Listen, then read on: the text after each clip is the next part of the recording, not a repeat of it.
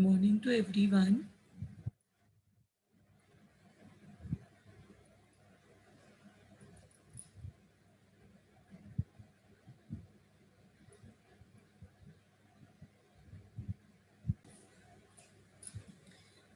This is the company, sorry, this is the sum we will be doing now.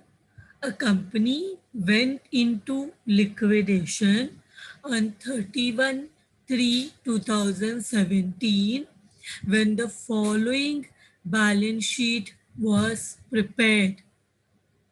Now the balance sheet is given, and when did the company went on liquidation? On 31st March 2017. Liability side, we can see the authorized capital, which is 40,000 shares of rupees 10 each, 4 lakh. So highlight this because this we will not consider in the total authorized capital, it's just the limit. Then the issued capital out of 40,000 shares, which is the authorized capital, the company issued 25,000 shares of rupees 10 each, which is coming to 2,50,000. Unsecured creditors 50,000, partly secured creditors 1,20,000, preferential creditors 3,000, bank overdraft which is unsecured 500.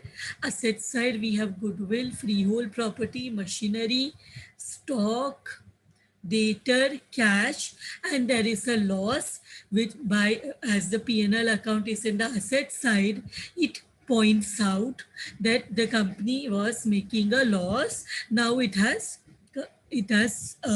is going into liquidation. The liquidator realized the assets as follows. Now the liquidator was appointed for the realization procedure. So the first thing what is given is realization of assets. The assets were sold and following amounts were recovered. Freehold property was sold to pay the partly secured creditors and it fetched rupees 15,000. So freehold premises जो है, freehold property जो है, it was sold for 15,000, but it was used to pay the partly secured creditors 15,000, and remaining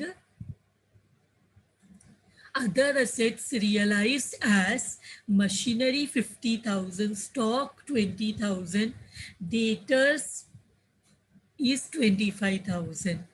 Now expenses of liquidation amounted to rupees 1,000 and the liquidator's remuneration was agreed at 2.5% on the asset realized and 2% on the amount paid to unsecured creditors. So unsecured creditors को जितना भी amount हम pay कर पाएंगे उस पे 2% का commission will be charged by the liquidator.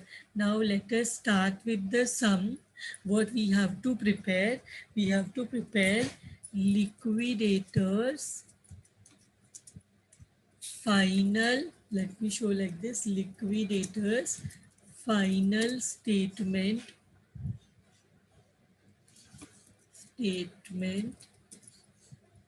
of account. Now let us insert the columns. Adjust the columns, wait. Yeah. Now we will name it particulars rupees.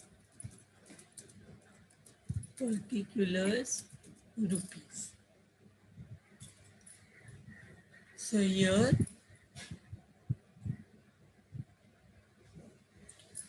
we will first write two assets. So what assets realized amount, कितना amount मिला?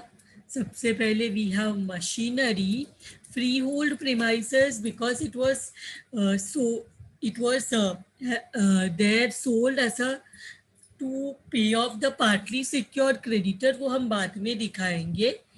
Other assets क्या है, machinery 50,000 मिला sale करके, stock realized 20,000, debtors realized 25,000, and then surplus some securities that we have to find. To surplus from securities, here we will write asset realized. This is about the freehold premises. It realized 15,000, and that was used to pay the secured creditors.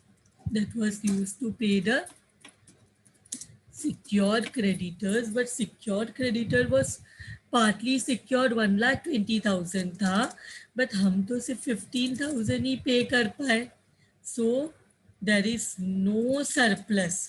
हमारे पास free hold premises को cell करके 15,000 आया. That 15,000 में हमने जितना हो सकता है उतना पार्टली सिक्योर क्रेडिटर्स पे कर दिया. Now remaining portion of the partly secured creditors becomes unsecured creditors, because हमारे पास जो सिक्योरिटी था वो बेच के जो पैसा आया वो हमने यूज कर लिया, जितना हम लोग पे कर सकते थे उतना. अभी कोई सिक्योरिटी नहीं हमारे पास, अभी जो बचा हुआ अनपेड अमाउंट है that will become unsecured creditors. This we had understood in the piecemeal distribution also. If there is any secured liability, हम उस सिक्योरिटी को बेच के, जिसके ऊपर वो असेट सिक्योर्ड होता है, वो सिक्योरिटी को बेच के जितना पॉसिबल है उतना वो लाइबिलिटी को पे ऑफ करते हैं. उसके बाद भी अगर लाइबिलिटी का कोई भी पोर्शन अनपेड है तो that portion becomes unsecured creditors. So here also we have 1,20,000 to pay, but freehold property fetched only 15,000. So fetched only 15,000. So therefore what happened, remaining becomes unsecured. And one more thing, I here forgot to write cash balance, because we also had cash for 500. So here, see, we record here, they have given which all assets realize how much, but one thing which we have to write is cash balance. Here there is a cash balance also given in the question. So cash balance is 500. So I have written cash, which is already given. जो हम assets, हम liquidator अपना final statement of account बनाएगा तो वो देखेगा कितने assets को बेच के कितना पैसा आया. एंड कैश का नया वैल्यू नहीं दे सकते, बिकॉज कैश तो जितना है उसका उतना ही वैल्यू रहेगा unless we have not used it somewhere else. So cash we had 500 and freehold premises 15,000. इसको हमें 15,000 मिला, इसलिए हमने सिक्योर क्रेडिटर्स जितना पे कर सकते उतना पे कर दिया ना. फ्री होल्ड प्रीमाइसेस में कुछ भी बचा नहीं है to pay the other liabilities, तो वो हमने यहाँ पे surplus from security is nil, because जितना मिला उतना हमने यूज कर दिया सिक्योर क्रेडिटर्स को पे करने के लिए. Now we will come to the other side. Here we require by liquidators, यहाँ पे कमीशन दिया है देखो, लिक्विडेशन एक्सपेंसेस, कमीशन हमें फाइंड आउट करना है. Liquidation expenses is given. Liquidation expenses is how much? Liquidation expenses is 1,000 rupees. Now हम यहाँ पे क्या पे करना पड़ेगा हमें? पहले यहाँ पे डिबेंचर कुछ है नहीं, सिर्फ हमारे पास क्रेडिटर्स है. क्रेडिटर्स में अनसिक्योर क्रेडिटर्स है, पार्टली सिक्योर जितना हम पे कर सकते थे जिस सिक्योरिटी पे क्रेडिटर्स ने लोन दिया था वो सिक्योरिटीज को बेच के जितना पैसा आया उतना हमने पे कर दिया, remaining portion becomes unsecured, but we have to give preference to preferential creditors, preferential creditors, which is for how much, which is for 3000. यहाँ पे हमें एक और चीज इधर लिखना है, that is by liquidators remuneration, liquidators remuneration, ये हम वर्किंग नोट में जाके कैलकुलेट करेंगे। liquidators remuneration, ये अमाउंट कितना है, for that we will go to the working note now. So here asset realize, asset realize कितना हुआ बेचा, तो सबको ऐड करो, असेट को सबको बेच के हमारे पास कितना अमाउंट है, उसके ऊपर कितना परसेंट रेमुनरेशन मिलने वाला है। See here liquidators remuneration 2.5% on asset realized, so 2.5% on asset realized. So जरा just add all of them, हमें कितना पैसा मिला असेट को सबको बेच के, 50,000 प्लस 20,000 प्लस 25,000 प्लस 15,000, ये सबको ऐड करके इतना अमाउंट मिला। तो ये 15,000 कौन सा, फ्री होल्ड प्रीमाइसेस को भी तो सेल किया ना, free hold property also was sold, machinery को सेल किया, स्टॉक को सेल किया, डेटर को सेल किया, असेट फ्री होल्ड प्रॉपर्टी को सेल किया। तो लिक्विडेटर जितना भी असेट्स को सेल करता है, रियलाइज मीन सोल्ड, असेट जितना भी सेल किया उसके ऊपर जो अमाउंट मिला है उसके ऊपर there will be a commission of 2.5%, there will be a commission of 2.5%। So ये कितना हो रहा है, it is coming to 1,10,000, correct, it is coming to 1,10,000. So here what we will do, 2.5% of 1,10,000. How much is the amount coming? How much is it coming? It is coming to how much? It is coming to 2,750. एक और चीज के ऊपर commission है, एक और चीज के ऊपर कमीशन है, 2% on the amount paid to unsecured creditors. अभी नेक्स्ट जो मिलने वाला है that is 2%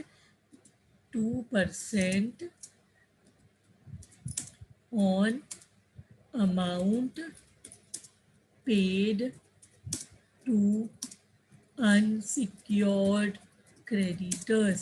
बट अभी अनसिक्योर क्रेडिटर्स को कितना पैसा पे किया है वो भी हमें फाइंड आउट करना है। तो ये सबको ऐड करके देखो कितना हो रहा है, ये सब अमाउंट को ऐड करो, देखो कितना अमाउंट हो रहा है। तो हमें पहले मालूम होना चाहिए ना how much amount we have with us. So 50,000 plus 20,000 plus 25,000, 50, 70, 95, 500। सो हमारे पास है 95, 500। तो हम उतना पैसा पे कर सकते हैं पूरा लाइबिलिटीज को। हमारे पास कितना अमाउंट है to pay the liabilities, we have 95,500, we have 95,500। ये 95,500 में हम क्या माइनस करेंगे, हम माइनस करेंगे एक तो 2,750, इतना असेट रियलाइज किया तो उतना कमीशन हमें देना पड़ेगा अंडर राइटर को, फिर 1,000 रुपीज लिक्विडेशन एक्सपेंसेस देना पड़ेगा।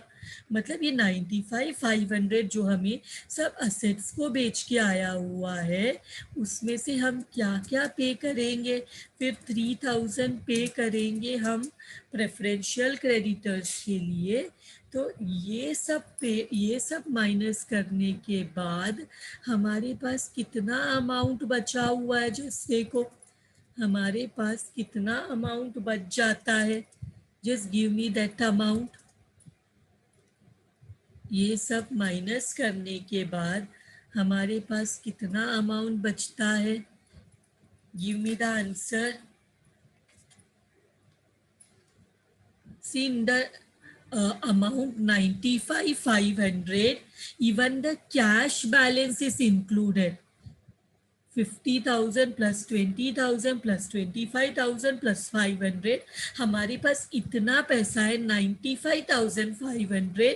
इसमें से हम जितना लाइबिलिटीज को पे कर दिया है, हमने किसको, लिक्विडेटर को 2750 का कमीशन मिलेगा ऑन असेट रियलाइज्ड। और यहाँ पे हमने सारे असेट्स लिए लेकिन कैश बैलेंस नहीं लिया, क्यों? क्योंकि कैश को कहाँ हमने सेल किया, लिक्विडेटर को कमीशन मिलेगा वो असेट्स पे जो उसने सेल किया। तो उसने मशीनरी को सेल किया 50,000 में, स्टॉक को सेल किया 20,000 में, डेटर को सेल किया 25,000 में, फ्री होल्ड प्रॉपर्टी को सेल किया 15,000 में। तो वो अमाउंट के ऊपर 2.5% का कमीशन मिलेगा लिक्विडेटर को, 2.5% commission on asset realised. Here how can we take cash? Cash को तो लिक्विडेटर ने सेल नहीं किया, तो वो कैसे यहाँ पे लेंगे? Here clearly they have told 2.5% on asset realized. So that's why we have taken the all the amounts except cash, because cash तो हमारे पास था, पर अब जब हम liabilities को पे करेंगे तो हम पूरा वैल्यू टोटल करके लेंगे जितना हमारे पास है टू पे द लाइबिलिटी। तो यहाँ पे माइनस करके कितना अमाउंट आता है बता दो, कितना अमाउंट हमारे पास आता है आफ्टर माइनसिंग ऑल द अमाउंट? तो 95,500 में हम माइनस करेंगे 2750, फिर माइनस करेंगे 1000, फिर माइनस करेंगे 3000, तो हमारे पास अमाउंट बचता है 80। हम कितना अमाउंट बचता है? हमारे पास अमाउंट बचता है 88,750। Is it correct?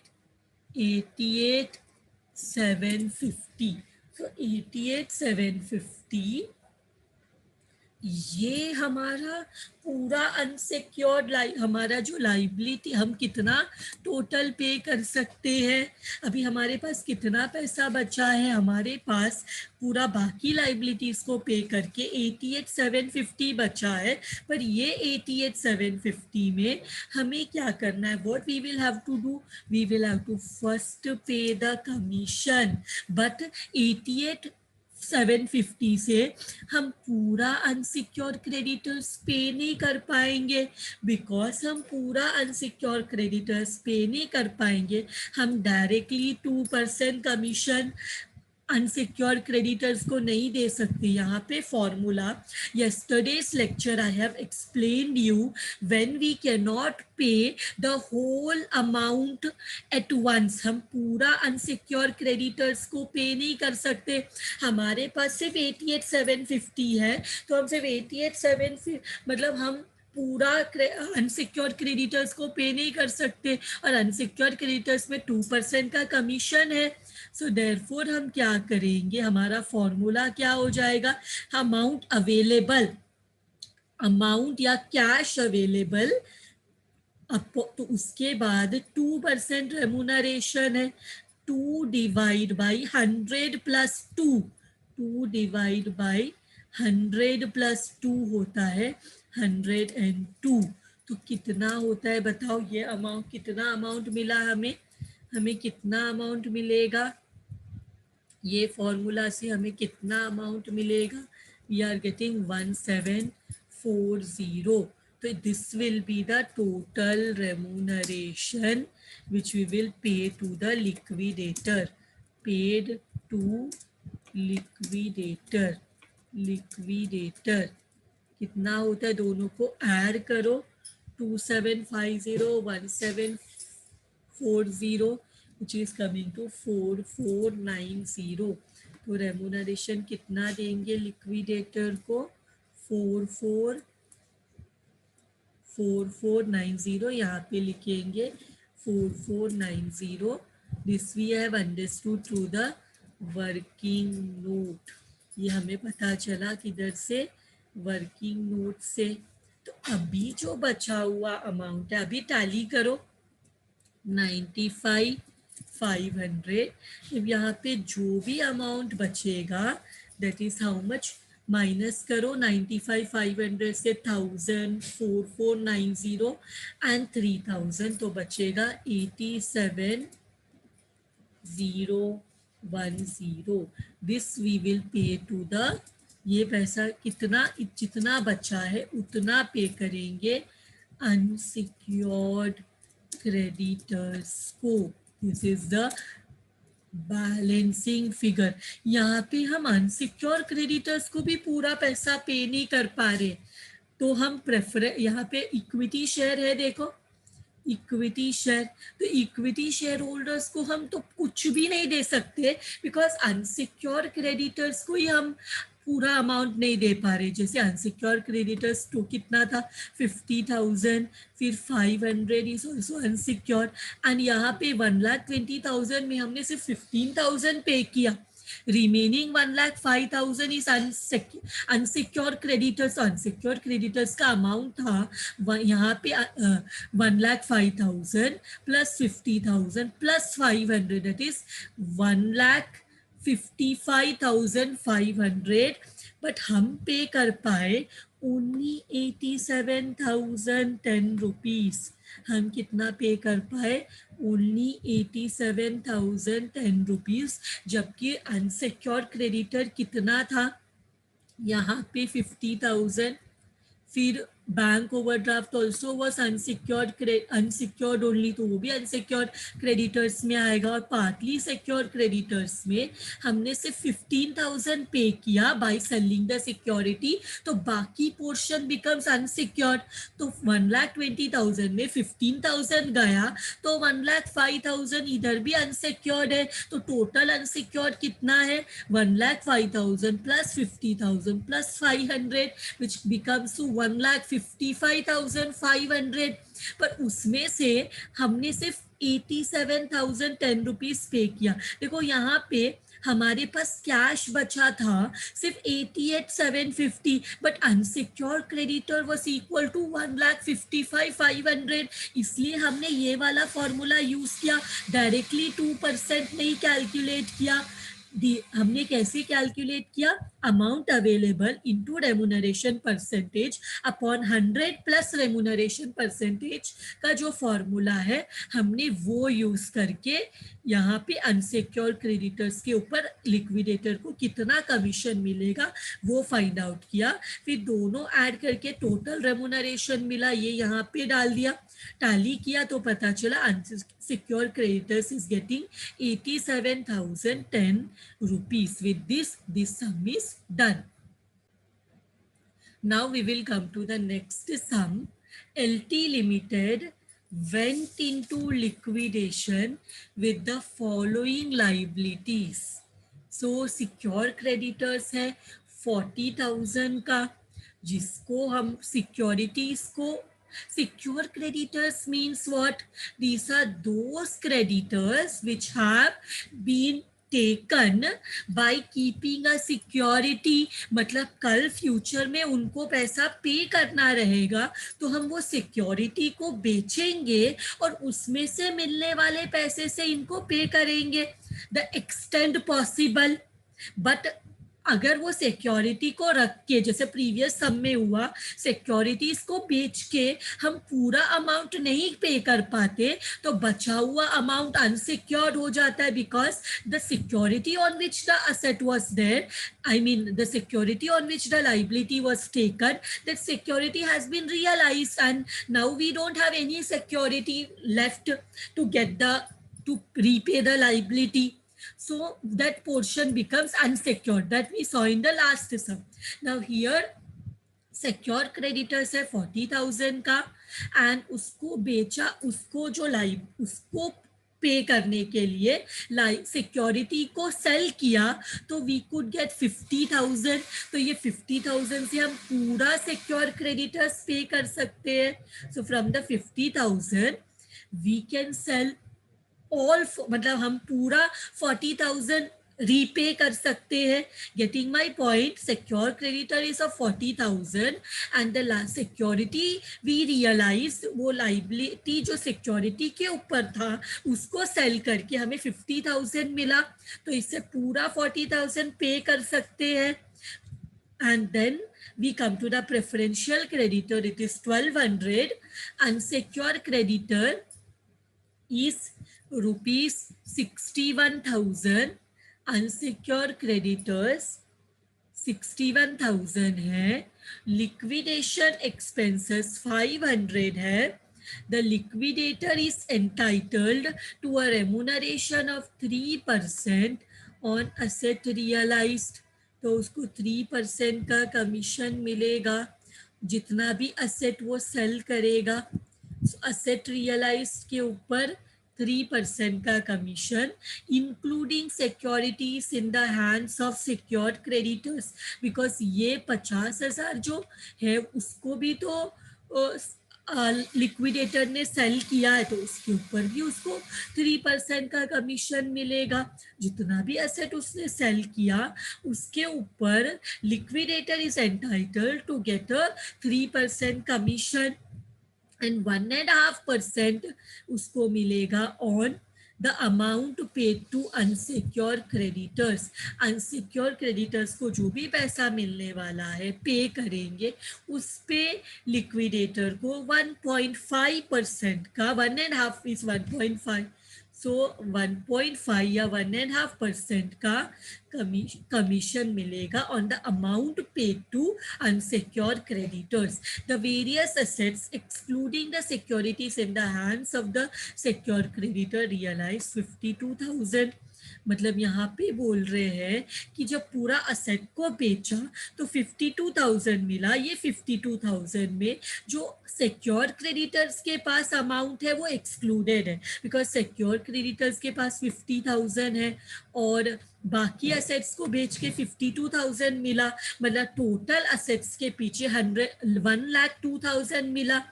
Various assets excluding security in hand of secured creditor, उसको छोड़ के 52,000 मिला, और सिक्योर क्रेडिटर्स के पास जो सिक्योरिटी है उस पे 50,000 मिला, तो दोनों मिला के we have got 1,02,000। No commission is payable for payment to preferential creditors, तो preferential creditors को पे करने पे कोई कमीशन नहीं मिलने वाला। Prepare the liquidators statement of account showing the payment made to unsecured creditors. So what we will have to prepare? We will have to prepare liquidators, now 1 minute, liquidators statement of account, liquidators statement of account. So we will have to prepare liquidator statement of account. This has been told in the question. So now what we will do, we will add the columns, table बनाएंगे अपना। So table बनाया, और now we will adjust the table, so particulars rupees,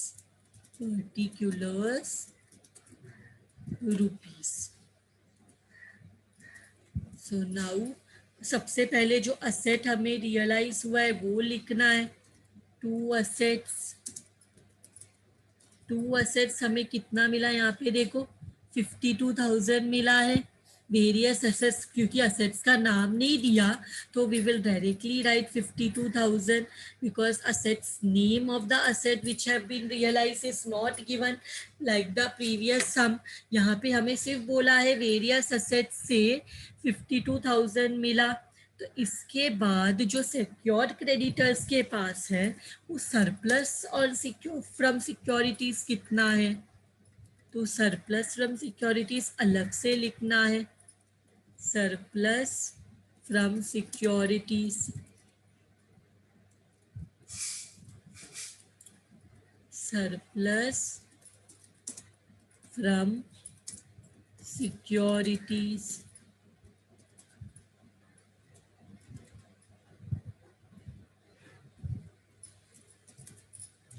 तो surplus from securities में we write asset realised, asset जो है with the creditors secure creditors वो कितना अमाउंट है, असेट जो हमारा सिक्योर क्रेडिटर्स के पास है वो उसने कितना रियलाइज हुआ है 50,000।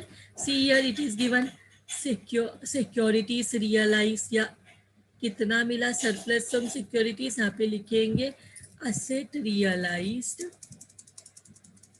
50,000,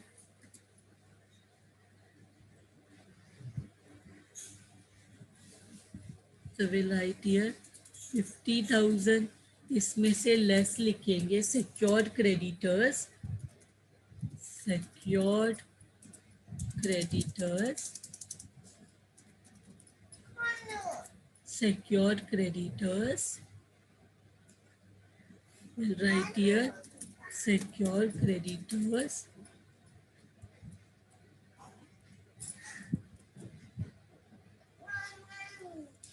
so secured creditors is how much, secured creditor is how much, हमने सिर्फ 40,000 सिक्योर क्रेडिटर को पे करेंगे। See here secure creditors here लिखा हुआ है, सिक्योर क्रेडिटर्स कितना है, it is 40,000, secure creditor is 40,000, so we will write here 40,000। तो हमारे पास सरप्लस कितना बचेगा, तो हमारे पास सरप्लस कितना बचेगा, हमारे पास सरप्लस बचेगा 10,000, करेक्ट, हमारे पास सरप्लस बचेगा 10,000। तो हमारे पास लाइबिलिटीज को पे करने के लिए 62,000 है। तो यहाँ पे हम क्या लिखेंगे, जो जो हमें पे करना है, यहाँ पे लिक्विडेशन एक्सपेंसेस है, liquidation expenses is how much, liquidation expenses see will be given in the question, it is 500 given here, देखो लिक्विडेशन एक्सपेंस, और हमारे पास बाई हमें क्या चाहिए, हमें चाहिए liquidators remuneration, liquidators remuneration, liquidators remuneration के लिए हमें वर्किंग नोट में जाना पड़ेगा,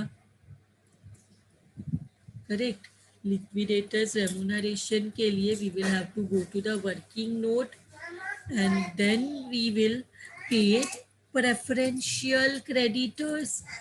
So preferential creditor is how much, by preferential creditors, by preferential creditors. So here we will write preferential creditors.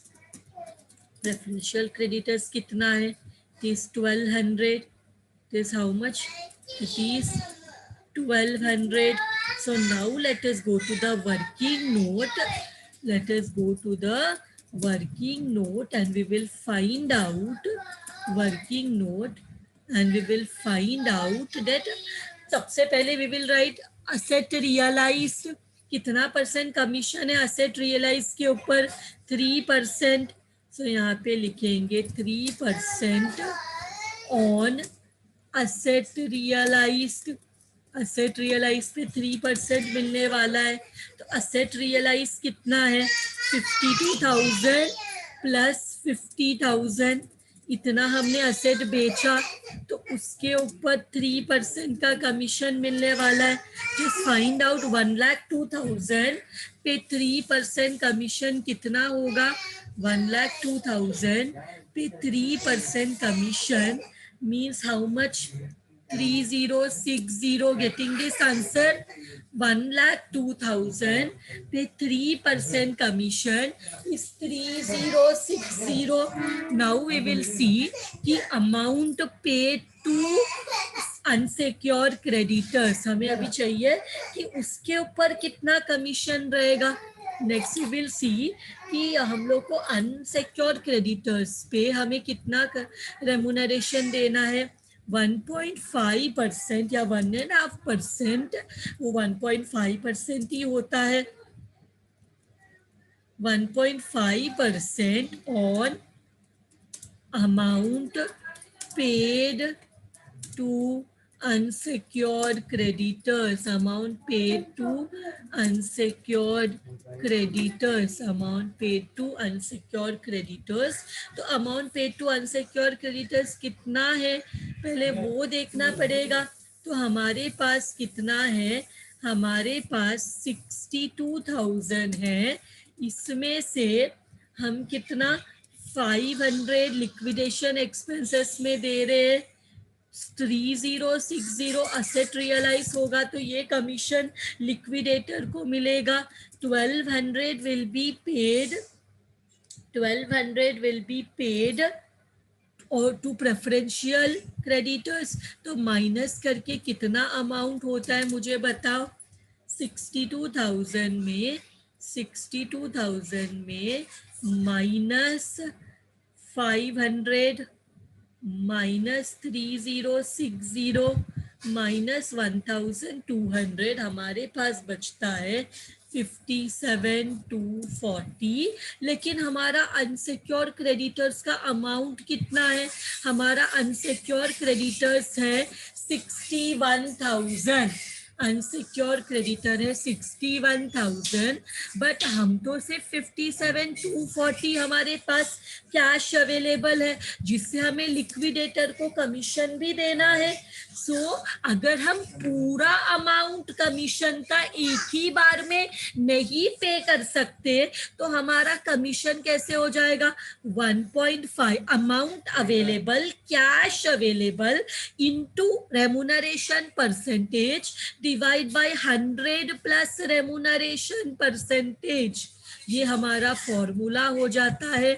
तो अमाउंट अवेलेबल 57,240 इनटू रेमुनरेशन कितना देना है 1.5 अपॉन 100 प्लस 1.5 इज 101.5.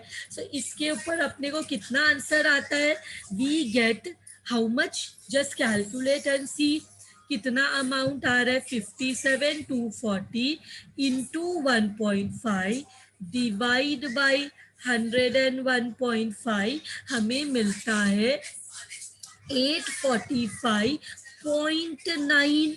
तो इसको हम 846 बोल सकते हैं. 846 मिलता है.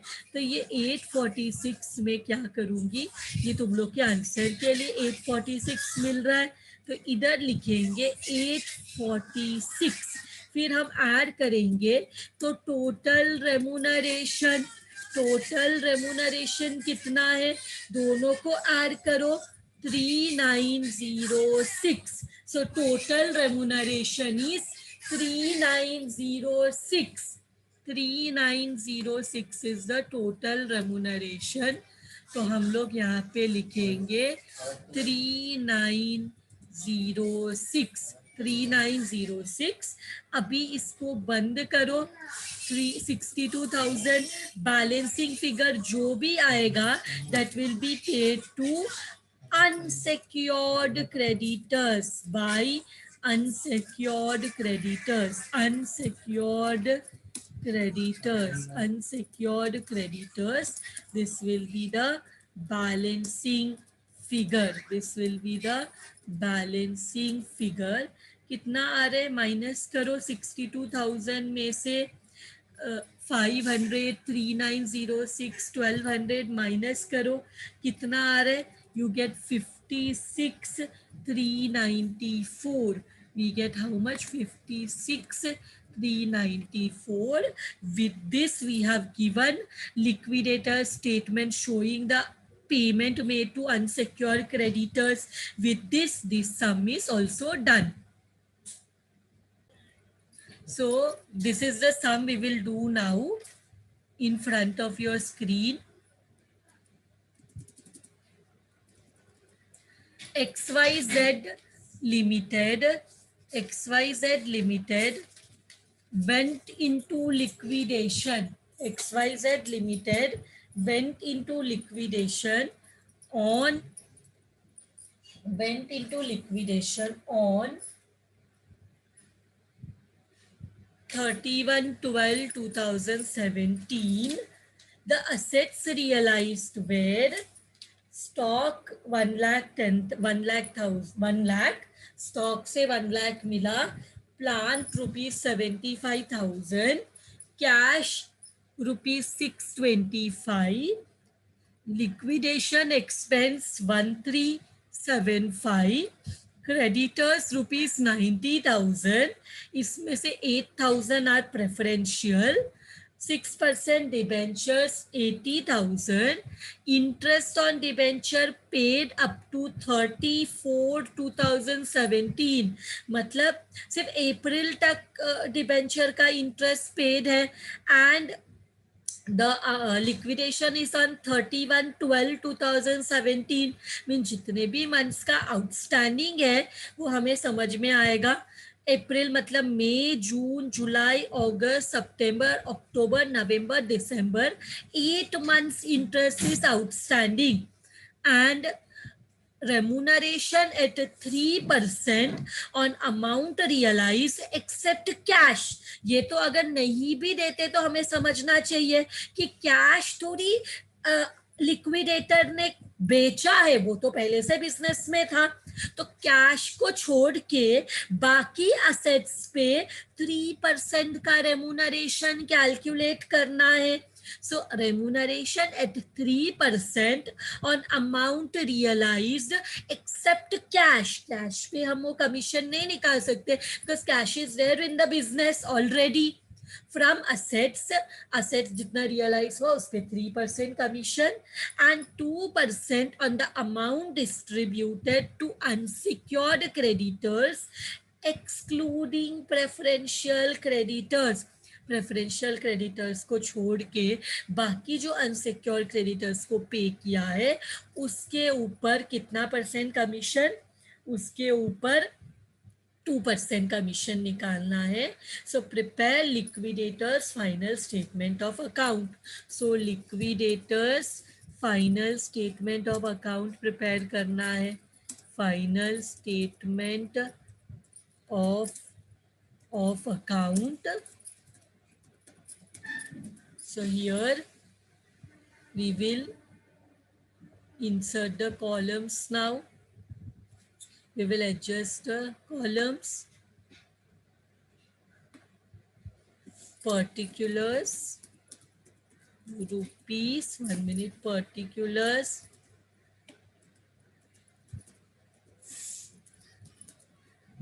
rupees, particulars, rupees. तो सबसे पहले टू असेट्स लिखेंगे, जो जो असेट्स से पैसा मिला है. So stock is there, stock से मिला 1 लाख.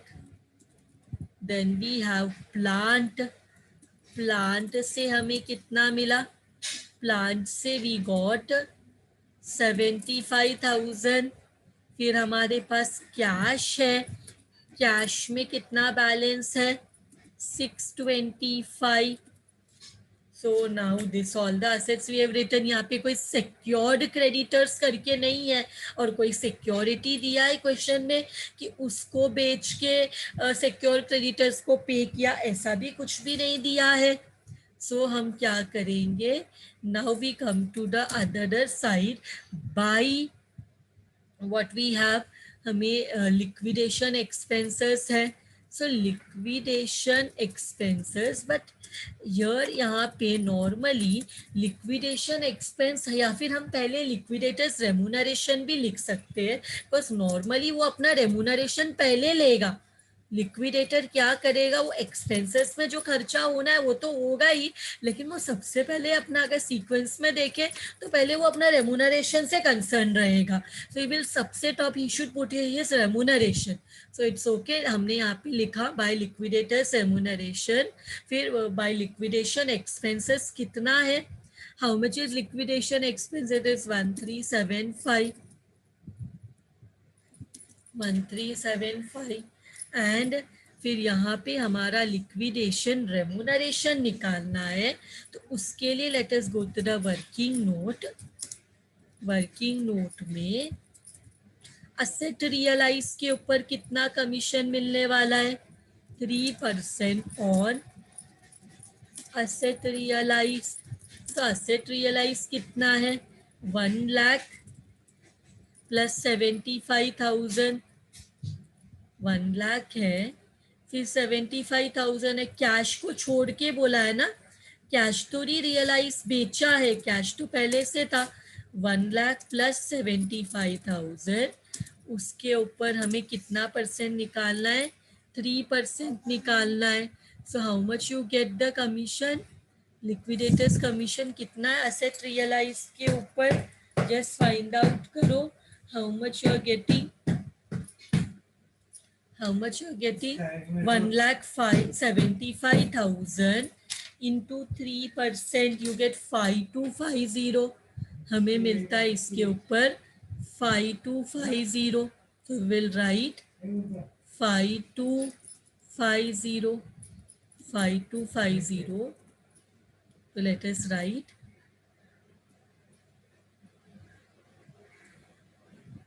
here 5. 1 minute.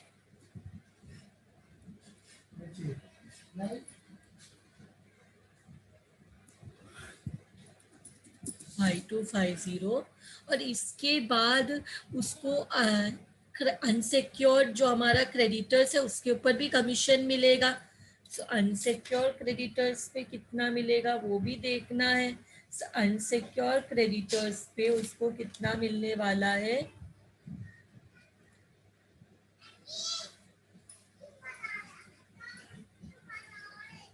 तो वो हम लोग के लिए, उसके लिए हमें पहले तो देखना पड़ेगा कि यहाँ पे अनसिक्योर क्रेडिटर को तो सबसे लास्ट में पे करते हैं, उसके लिए हमें वो लिखने से पहले यहाँ पे एक और चीज़ करना पड़ेगा, एंड दैट इज व्हाट, यहाँ पे हमें और भी यहाँ पे debenture and all is also there ना. So 1 minute, come here, by यहाँ पे by debentures, by debentures. Debentures का अमाउंट लिख लेते, डिबेंचर्स तो पे करना है. बाय डिबेंचर्स कितना अमाउंट है डिबेंचर का, 80,000. और उसके ऊपर का इंटरेस्ट भी पे करना पड़ेगा, bye interest on debentures. Interest on debenture, interest on debentures कितना है, इंटरेस्ट ऑन डिबेंचर कितना आउटस्टैंडिंग है जो हम पे करेंगे, कब तक पे किया है, तो यहीं पे कैलकुलेट करते हैं. 80,000 इंटू 6%, या ऐसे डायरेक्टली लिख लेती हूँ, 6% इंटू, हमने काउंट किया 8 डिवाइड बाई 12 आता है. We have already counted last interest कब पे किया था, लास्ट इंटरेस्ट अप्रैल तक पे किया है, तो अप्रैल के बाद मई, जून, जुलाई, अगस्त, सितंबर, अक्टूबर, नवंबर, दिसंबर. So how much is the interest outstanding year, interest outstanding कितना होता है जो हमें पे करना है, कितना आ रहा है, we are getting 3,200. We are getting 3,200. So ये भी हो गया. अभी प्रेफरेंशियल क्रेडिटर्स भी पे करना पड़ेगा, उसके बाद अनसिक्योर क्रेडिटर्स को कुछ मिलेगा. तो बाय यहाँ पे बाय प्रेफरेंशियल क्रेडिटर्स, सो हम हमारा ऑर्डर क्या है, पहले ये लिक्विडेटर्स रेमुनरेशन देते हैं, लिक्विडेशन एक्सपेंस देते हैं, फिर डिबेंचर, फिर कोई इंटरेस्ट होगा डिबेंचर को जितना भी मिलना चाहिए सब मिलना चाहिए, सब एक ही बार में दे देंगे। उनको क्या है, उनको उनका कैपिटल अमाउंट, प्रिंसिपल अमाउंट मिलेगा।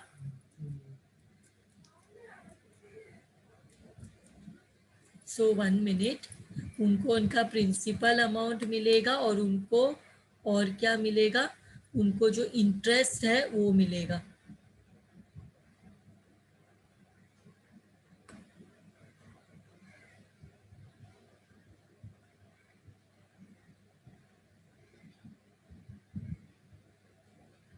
So here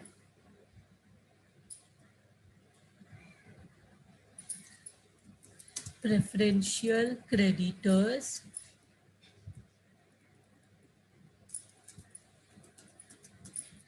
तो प्रेफरेंशियल क्रेडिटर्स कितना है, look in the question and सी।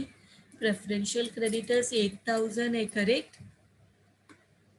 यहाँ दिया देखो 8000 आर प्रेफरेंशियल, प्रेफरेंशियल 8000 है। अभी हम लोग क्या करेंगे, अभी हम लोग देखेंगे कितना परसेंट पे करना है, कितना परसेंट पे करना है, 2% to be paid on, 2% on, इसे लिखते on amount paid to unsecured creditors. Unsecured creditors को जितना देंगे उसके ऊपर 2% का कमीशन लगने वाला है। तो अभी हमारे पास कितना पैसा अवेलेबल है, 175 625, इसमें से माइनस करेंगे क्या क्या पे कर दिया, 1375, फिर प्लस 5250 लिक्विडेटर का कमीशन ऑन असेट रियलाइज, फिर क्या है, फिर 80,000 डिबेंचर है, फिर 3200 इज द इंटरेस्ट पेड, फिर 8000 इज प्रेफरेंशियल क्रेडिटर्स। तो ये सबको पे करके कितना हमारे पास कैश अवेलेबल है अभी वो देखो, how much cash is with us, 1375 plus 5250 plus 80,000 plus 3200 plus 8000, ये होता है 97,825। इसको माइनस करेंगे 175,625 से, तो हमारे पास पैसा बचता है, हमारे पास कैश अवेलेबल होता है 77,800, हमारे पास कैश अवेलेबल होता है 77,800। सो ये 77,800 में जो अमाउंट बचा है इसमें हम हमारा पूरा का पूरा अनसिक्योर क्रेडिटर्स पे कर सकते हैं क्या। अनसिक्योर क्रेडिटर है 90 में 8000 प्रेफरेंशियल है, तो it is how much 82,000। Our unsecure creditor is 82,000, but हमारे पास कैश अवेलेबल अभी फिलहाल 77,800 है, उसमें भी हम रेमुनरेशन पे करेंगे लिक्विडेटर को, उसके बाद उससे भी कम बचेगा। मतलब हम पूरा अनसिक्योर क्रेडिटर्स को एक ही बार में पे नहीं कर सकते। अगर हम एक ही बार में पे करते तो डायरेक्टली 2% कमीशन निकाल देते, डायरेक्टली 2%। अगर हम पूरा 82,000 पे कर सकते तो 82,000 इंटू 2% पूरा कमीशन मिल जाता। बट यहाँ पे because we don't have amount so much available to pay the unsecure creditor fully, now our formula will change. जब भी हम अनसिक्योर क्रेडिटर्स को फुल्ली पे नहीं कर सकते तो हमारा फॉर्मूला क्या होता है, amount available into remuneration percentage upon 100 plus remuneration percentage, this is the formula. 77,800 into 2, remuneration percentage 2 है, divide by 100 plus 2 that is 102। कितना आ रहा है, how much we are getting the commission, देखो जरा 77,800 इंटू 2 डिवाइड बाई 102 हमें मिलता है 1525, हमें मिलता है 1525। सो ये दोनों को ऐड करेंगे तो टोटल रेमुनरेशन मिलेगा। टोटल रेमुनरेशन कितना है, दोनों को ऐड करो, 5250 plus 1525 which is equal to 6775। तो ये जो मिल गया 6775, तो इसको हाईलाइट करके यहाँ पे लिखेंगे 6775। ये कहाँ से पता चला, वर्किंग नोट से पता चला। तो इसके बाद अभी we will close this account, we will close this account. तो हमें मिलता है 175625, 175625। एंड जो यहाँ पे बच जाएगा लास्ट में, it will be by unsecured creditors, unsecured creditors balancing figure. कितना आ रहा है unsecured creditors balancing figure, how much is the amount we are getting here. Unsecured creditors को कितना पे किया, अनसिक्योर्ड क्रेडिटर्स को पे किया 76,275। कितना पे किया, 76,275।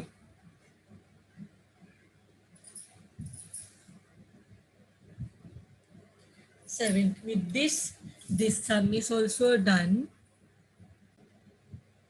So now we will do the seventh sum. TM Limited went in for liquidation on 31st March 2017. So TM Limited went on liquidation on 31st March 2017. The balance sheet of the company as at 31st March 2017 is given below. So the balance sheet of the company on 31st March 2017 when the company went for liquidation is given. The share capital 1 lakh equity shares of ₹10 each fully paid up, हमारे पास 10 lakhs है. There is preference shares 10% preference shares of ₹100 each fully paid up 12 lakh.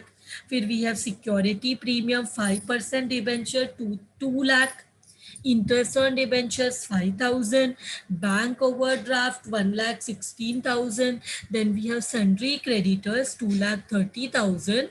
Then we have some assets, freehold property, plant, motor vehicle, stock, debtors, and P&L account is in the asset side showing losses.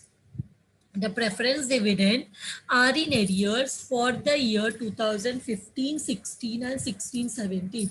Mean 2 साल से preference shares का dividend pay नहीं किया है, तो जब पे करते हैं तो डिविडेंड के साथ पे करना है प्रेफरेंस शेयर होल्डर्स को, डिबेंचर्स को इंटरेस्ट के साथ और प्रेफरेंस शेयर होल्डर्स को डिविडेंड के साथ। वैसा जब vendor company is getting winded up, company बंद हो रही है, तो जितना जिस हमारे पास कैश अवेलेबल है, तो जिसका जितना क्लेम है उतना हम पे करना ही है हमें। सो यहाँ पे भी जैसे जैसे ऑर्डर ऑफ पेमेंट है, किसको पहले देना है, उस हिसाब से ही हम सबको पे करते हैं। तो हम second last preference dividend preference share holders को पे करेंगे along with that dividend if possible.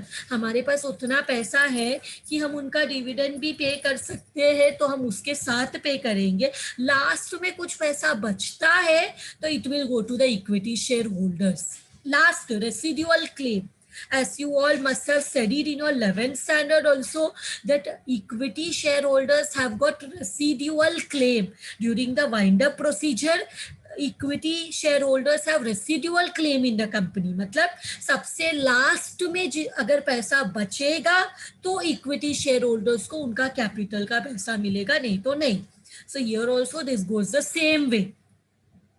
So the company's articles provide that on liquidation, out of surplus assets remaining after liquidation, after payment of liquidation cost and outside liabilities, मतलब हमारा articles of association बोलता है कि during the course of liquidation, मतलब हमारे पास जितना भी assets का पैसा बचा है, surplus assets remaining after payment of liquidation cost and outside liability, तो सबसे पहले लिक्विडेशन कॉस्ट पे करते हैं, उसके बाद आउटसाइड लाइबिलिटीज को पे करते हैं, उसके बाद it shall be applied firstly towards arrears of preference dividend, secondly to preference shareholders with a premium thereon at ₹10 per share।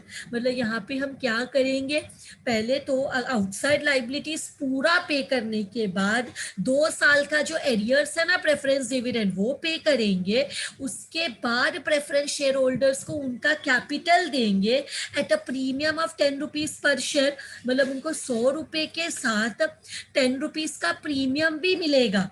They will get their capital along with premium of ₹10 per share and finally any residue shall be paid to equity shareholders।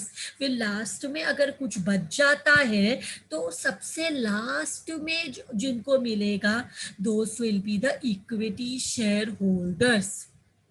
So here the liquidator realized the assets as follows। liquidator को कैसे में assets को कैसे sell किया, freehold property 14,25,000, then plant 5,05,000, motor vehicle 1,18,000, stock in trade 3 lakh, debtor से मिला 1,20,000, creditors were paid less discount of 5%, तो creditors को पे करते वक्त 5% डिस्काउंट में पे करेंगे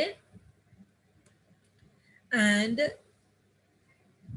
उसके बाद they say debenture holders were paid along with accrued interest up to 30 June 2017।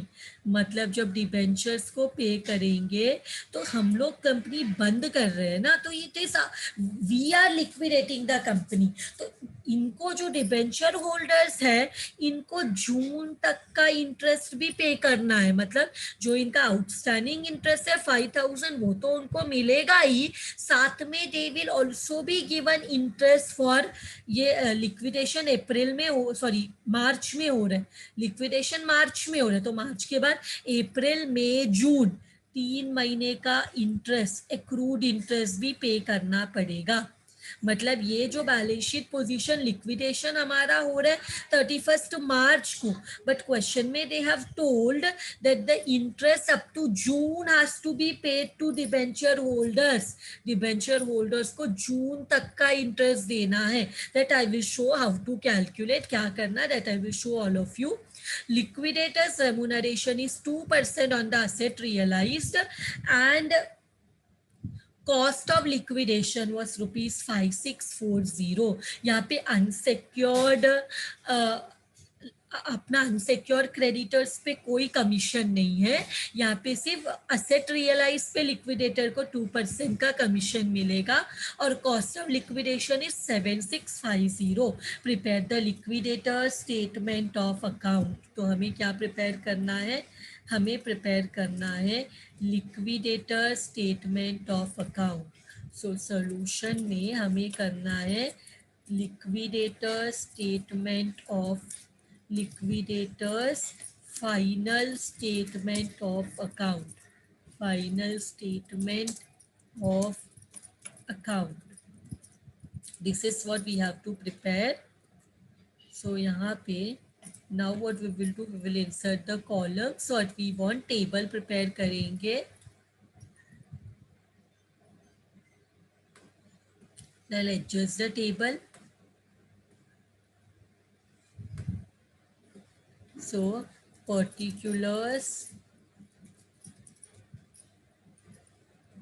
rupees, particular rupees, तो सबसे पहले 2 असेट्स करके लिखेंगे ना, सबसे पहले 2 असेट्स, असेट में हमारे पास लाइन से सब दिया है, तो ये कॉपी करके पेस्ट कर देंगे, एक ही जल्दी हो जाएगा ना ऐसे करेंगे तो। फिर देन अमाउंट भी दिया हुआ है, कौन सा सेट का कितना amount also is been given, तो वो भी कॉपी कर लेते हैं। तो वो एक लाइन नीचे चाहिए, तो दिस इज डन। असेट में कितना कितना पैसा मिला, ये हमारा हो गया।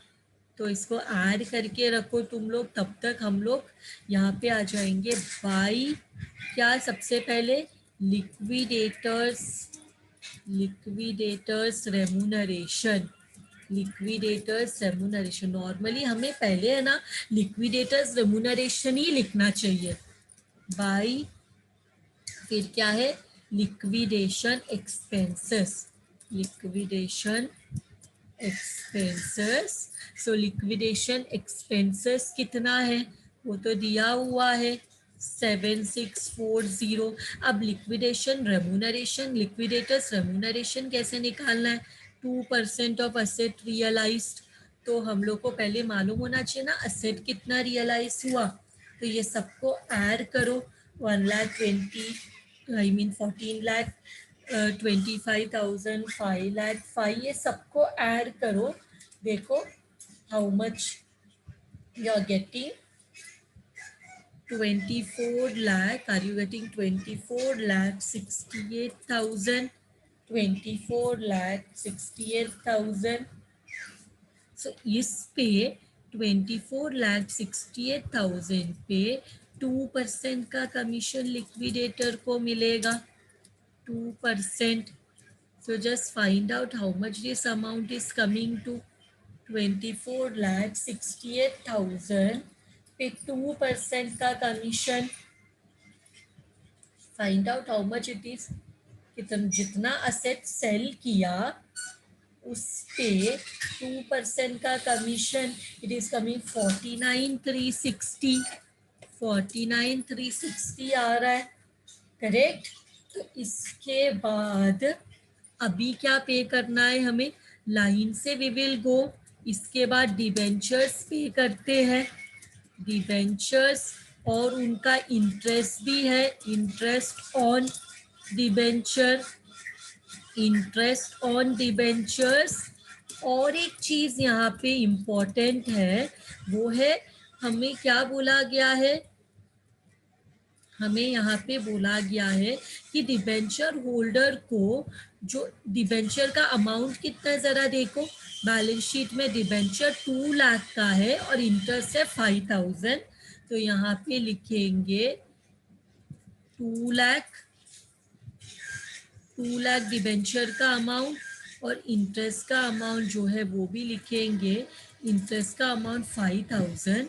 अभी हमें एक और चीज लिखना है, by accrued interest, accrued interest on debenture, on debenture, accrued interest on debenture।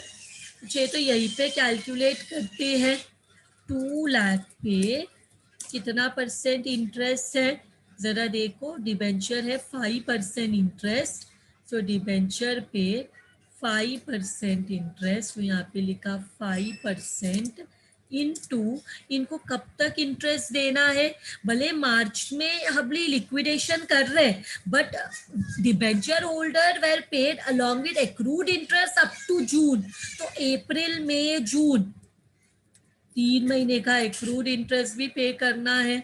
सो वो कितना आ रहा है, जस्ट फाइंड आउट, कितना आ रहा है, 2,500 आ रहा है। 3 महीने का एक्रूड इंटरेस्ट भी दे रहे हैं हम, 2 लाख इंटू 5% इंटू 3/12। अगर ये एक्रूड इंटरेस्ट कौन सा महीने का है, अप्रैल, मई एंड जून, ये 3 महीने का हमने इंटरेस्ट पे किया, because it is given in the question कि up to interest up to June, interest up to June pay करना है, that is given in the question, तो हमने वो भी किया। अब इसके बाद डिबेंचर होल्डर को पे करने के बाद हमें प्रेफरेंस डिविडेंड पे करना है। तो बाय प्रेफरेंस डिविडेंड कैसे पता, क्वेश्चन में दिया, देखो articles of the company provide that, कि क्या करना है, articles of the company provide कि सबसे पहले हमें लिक्विडेशन एक्सपेंस पे करना है। हमें क्या करना है, बोलते हैं कि the companies article provide that on liquidation out of surplus assets remaining after payment of liquidation cost and outside liability. तो हमने लिक्विडेशन कॉस्ट रेमुनरेशन एक्सपेंस पे कर दिया। उसके बाद आउटसाइड लाइबिलिटी, दैट इज, हाँ नहीं आउटसाइड लाइबिलिटी अभी बाकी है, हमने अभी तक क्रेडिटर्स को पे नहीं किया। आउटसाइड लाइबिलिटी में डिबेंचर्स के बाद अनसिक्योर्ड क्रेडिटर्स भी तो रहेगा, या जो भी दिया है क्रेडिटर्स भी तो रहेगा, उनको पे करने के बाद ही हम प्रेफरेंस डिविडेंड तक, प्रेफरेंस शेयर तक पहुंच सकते हैं। तो दे से कि आउटसाइड लाइबिलिटी को पे करने के बाद it shall be applied firstly towards arrears of preference dividend. तो 2 साल का एरियर्स बाकी है वो पे करेंगे, उसके बाद प्रेफरेंस शेयर कैपिटल पे करेंगे विद 10% प्रीमियम, और फाइनली जो भी पैसा बचेगा, रेसिड्यू बचेगा, that will be given to the equity share holders.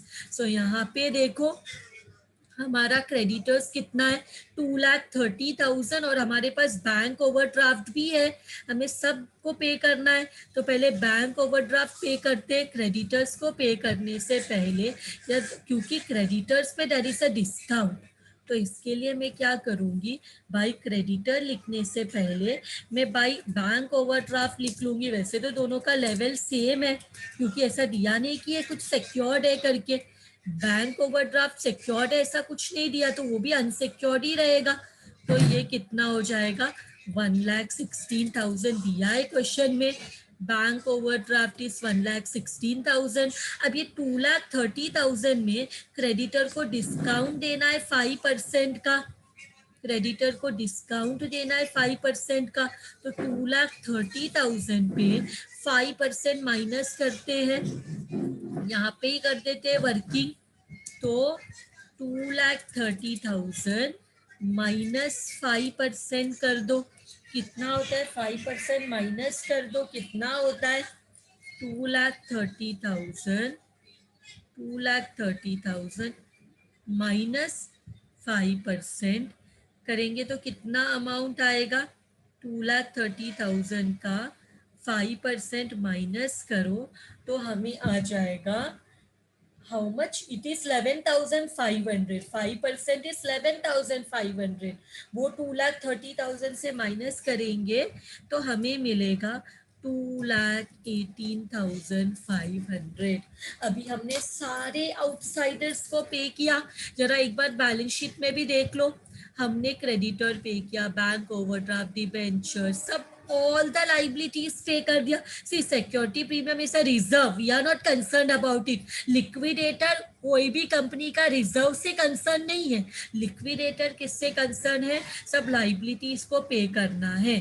तो यहाँ पे उसने अपना रेमुनरेशन सबसे पहले लिया, लिक्विडेशन एक्सपेंसेस का पैसा साइड में रखा, डिबेंचर्स को दे दिया, बैंक ओवरड्राफ्ट, क्रेडिटर, सारा आउटसाइड लाइबिलिटी पे कर लिया।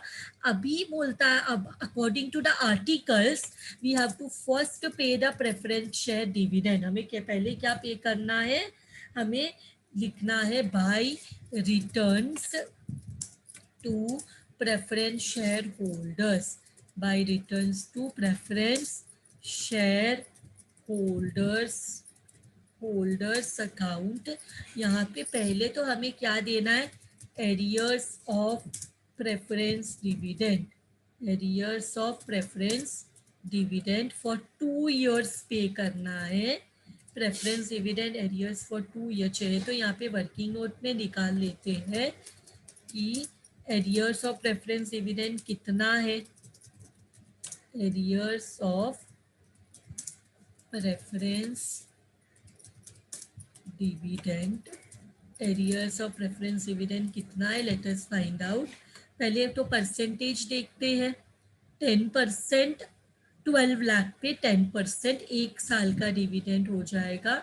So here 12 lakh is the capital, उस पे डिविडेंड परसेंट है 10%, फॉर 1 ईयर कितना होता है 1,20,000, बट हमें 2 साल का डिविडेंड एरियर्स पे है, 1 साल का डिविडेंड, 1 ईयर का डिविडेंड इज 1,20,000, सो 2 ईयर का डिविडेंड कितना रहेगा, 1 ईयर का डिविडेंड इज 1,20,000, सो 2 ईयर का डिविडेंड कितना रहेगा into 2 is equal to 2 year का dividend which is 2,40,000, so 2 years dividend arrear है ना, 2 years dividend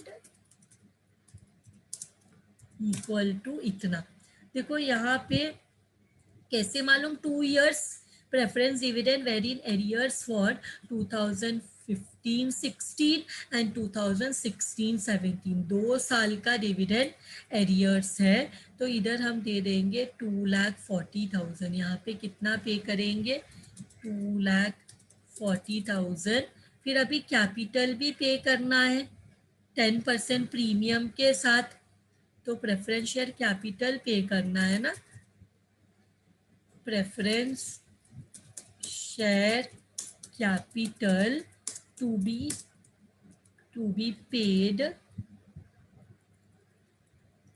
to be repaid at premium of ₹10 each.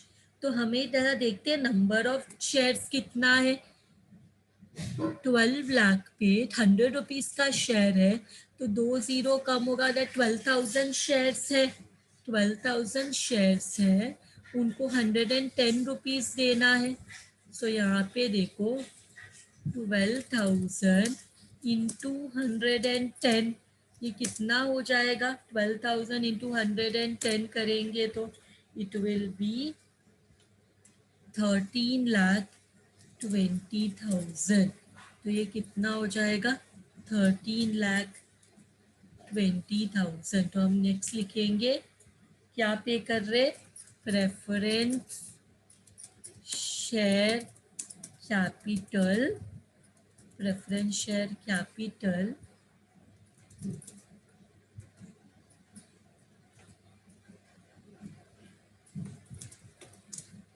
Preference share capital देना है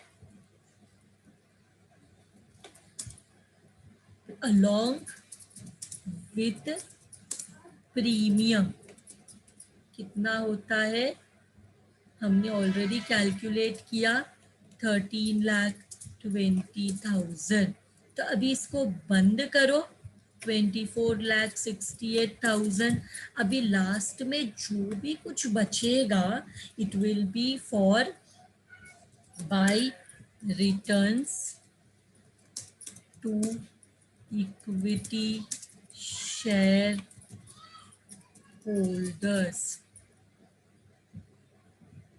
जो भी हम देंगे उनको क्या देंगे, उनका इक्विटी शेयर कैपिटल के लिए, this will be the balancing figure, this will be the balancing figure, तो just do the balancing and let me know 1 minute, balancing figure, let me know कितना आ रहा है, सब माइनस करो, कितना अमाउंट है 24,68,000 है, 24,68,000, पहले ये सबको ऐड करो, कितना आ रहा है 49,360 plus 7,640 plus 2 lakh plus 5,000 plus 2,500 plus 1,16,000 plus 2,18,500 plus 2,40,000 plus 13,20,000, पूरा मिला के होता है 21,59,000, कितना होता है 21,59,000, इसमें से माइनस करना है 24,68,000, तो इक्विटी शेयर होल्डर के लिए बचता है रेसिडुअल क्लेम ऑफ 3,09,000, 3,09,000। सो हमारा इक्विटी शेयर होल्डर को एंड में बचा 3,09,000, जो उनको नहीं मिल पाया, दैट इज डेफिशिएंसी, जो उनको नहीं दे पाई, वो उनको लॉस हुआ। उनका कैपिटल देखो 10 लाख का है, बट उनको सिर्फ 3,09,000 ही मिला, मतलब जो उनको नहीं मिला उतना लॉस है, इट्स अ डेफिसिट। जितना नहीं पे कर पाई, इट इज अ डेफिसिट, डेफिशिएंस। उनको, हम जो इक्विटी शेयर होल्डर्स है उनको सबसे लास्ट में पैसा मिला, तो उनको सिर्फ 3,09,000 मिला, बाकी का उनके लिए लॉस हो गया। So this is the final answer. यार लिक्विडेटर ने अपना फाइनल स्टेटमेंट ऑफ अकाउंट ऐसे प्रेजेंट किया that finally equity shareholders will get 3,09,000. With this sum is done. Thank you very much everyone.